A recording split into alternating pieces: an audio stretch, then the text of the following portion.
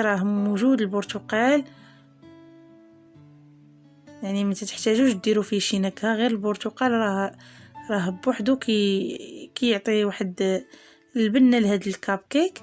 وغادي ندوز ثاني هنايا نفتح معكم حتى الثانيه اللي فيها الشوكولاته، كتعطيها واحد المنظر من الداخل رائع بزاف، كيجيو خفاف يعني نتناولوهم مع كاس العصير، يعني رائعين رائعين مع القهيوه مع اتاي، كيجيو لذاذ بزاف. نتمنى هاد لا فيديو ينال الاعجاب ديالكم، وإلا عجبكم الفيديو فما تنسونيش من لي لايك، واللي باقي ما اشتركش عندي فكنقول لك اشترك عندي في القناه، انضم للعائله ديالي.